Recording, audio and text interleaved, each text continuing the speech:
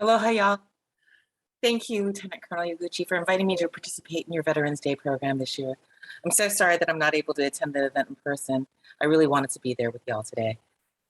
I am humbled to be here with you and under any circumstances to honor our veterans who served throughout our nation's history and to pay respect to our courageous ancestors, friends, and neighbors, and those who fought for freedom and justice. As we gather here today, we remember our American history.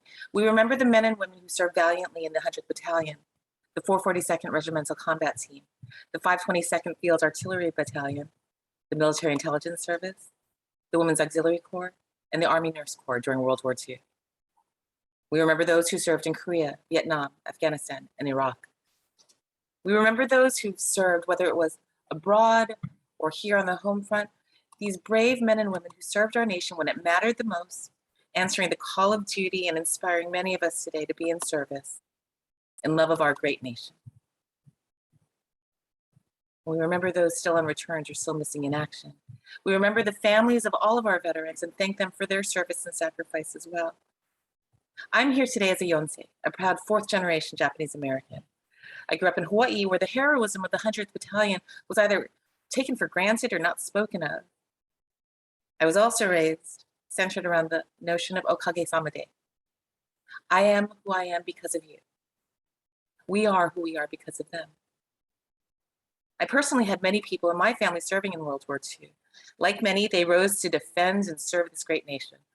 My grandfather, Richard Erika Moritsugu, served in the 100th Battalion from its formation in June of 1942. He and two of his brothers served during the war. In December of 1942, my grandpa was reassigned to the Military Intelligence Service, being one of the Senpai Gumi of the 100th Battalion.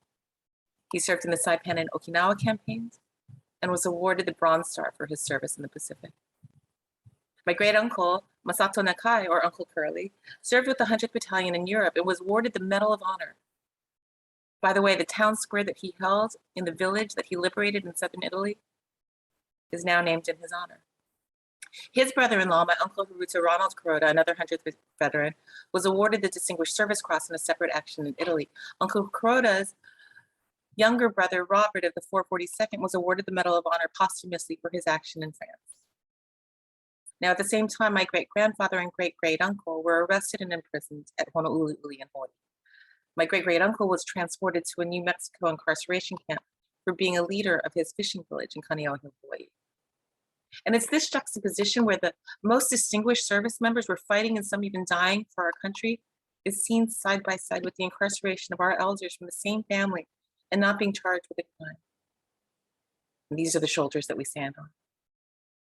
This year marked the 80th anniversary of Executive Order 9066, and President Biden issued a presidential proclamation to remember those who were incarcerated while also honoring our Nisei veterans in this proclamation. Our president mentioned the unwavering patriotism of the Nisei soldiers who courageously served our nation and recognized the countless Japanese Americans who carry on this legacy of extraordinary service today, like many of you here today. On July 5th of this year, President Biden honored two Japanese American soldiers with the Medal of Honor, upgrading their awards to set the record straight, as not every service member has received the full recognition they deserve. Staff Sergeant Edward N. Kaneshiro and Specialist 5 Dennis M. Fujii performed acts of incredible gallantry and intrepidity above and beyond the call of duty during the Vietnam conflict. Staff Sergeant Kaneshiro was on a search and destroy mission when attacked. He destroyed one enemy group with the rifle fire and two others with grenades, which enabled the platoon to successfully withdraw from the village. He served in Vietnam between July 18th, 1966 until his death on March 6, 1967, as a result of hostile gunshot wounds. Specialist 5 Fujii was a crew chief aboard a helicopter ambulance during rescue operations in Laos and the Republic of Vietnam from February 18th to 22nd in 1971. During a mission to evacuate seriously wounded Vietnamese military personnel, Specialist 5 Fujii's medevac helicopter took on enemy fire and was forced to crash land. Although injured, he waved off a rescue from another helicopter and remained behind as the only American on the battlefield. During that night and the next day, although wounded, he administered first aid to Allied casualties. During this time, directed airstrike on advancing forces while under fire. Our community has many Medal of Honor recipients like Senator Daniel Inouye and Sadeo Minamori. There are many other heroic stories out there to learn about, and we need to keep on preserving them for the future.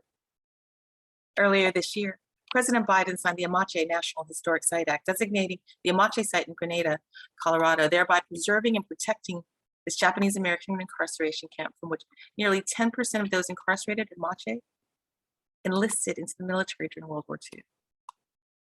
President Biden also signed into law a bill that will study the creation of a national museum of Asian American and Native Hawaiian and Pacific Islander history and culture. This is an important first step in honoring our community's legacy and heritage and what it means to be Asian American, Native Hawaiian, and Pacific Islander in this country.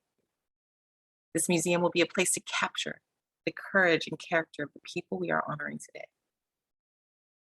And most recently, in August, the President signed the PACT Act, significantly expanding access to veteran affairs, healthcare, and other benefits for toxic exposed veterans.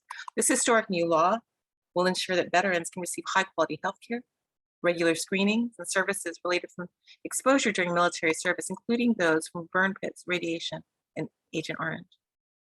There was also a provision in that new law in honor of Representative Mark Takei, who was a lieutenant colonel of the Hawaii National Guard.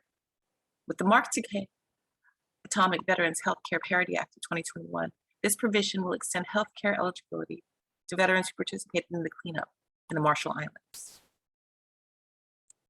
Since the beginning of the administration and long before that, President Biden and Vice President Harris have committed to empowering and uplifting Asian American and Native Hawaiian Pacific Islander individuals, families, and communities. It's with their support that we're able to address many issues affecting our community. Thank you to all of the veterans for your service, and mahalo for the opportunity to share this space with you today. Happy Veterans Day to the all who have served and to their families.